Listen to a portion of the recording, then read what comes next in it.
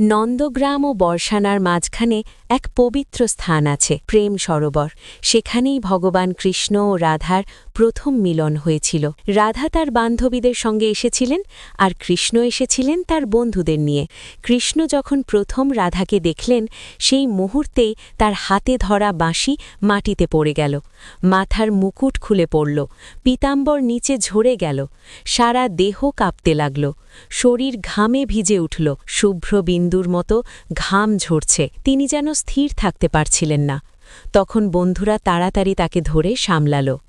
কৃষ্ণ মৃদু স্বরে জিজ্ঞেস করলেন, তোমার নাম কি? রাধা কোমল হেসে বললেন, আমার নাম রাধা। তোমার নাম কি? কৃষ্ণ একটু গর্বের ভঙ্গিতে বললেন, ব্রজভূমিতে সবাই আমার নাম জানে। রাধা তখন ললিতাকে বললেন, এ কে? ব্রজভূমিতে যার নাম সবাই জানে। এ ছিল প্রেমময় মিষ্টি ঠাট্টা, কৃষ্ণকে একটু খোঁচা দেওয়ার জন্য।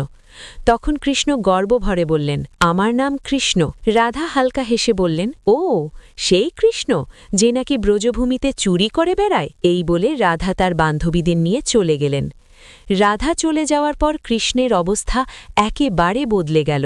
বাড়িতে ফিরে শুধু বলতে লাগলেন, রাধা রাধা রাধা, কবে আবার তার সঙ্গে দেখা হবে। তিনি মনসুখ ও শ্রীদাম সবাইকে বলছেন, আমাকে রাধার সঙ্গে মিলিয়ে দাও। সবাই দেখল তার অবস্থা অত্যন্ত খারাপ। তখন তারা বলল, চলো আজ বর্ষানায় বৃষভানুর নগরে যাই।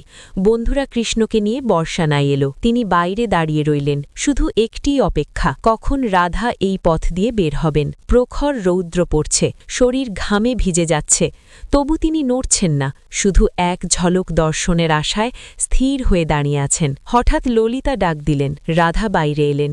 তিনি সামনে দিয়ে হেঁটে চলে গেলেন। এক মুহূর্তের জন্য কৃষ্ণ তাকে দেখলেন, কিন্তু রাধা থামলেন না, নিঃশব্দে চলে গেলেন। তবে তার পদচিহ্নগুলি মাটিতে স্পষ্ট হয়ে রয়ে গেল।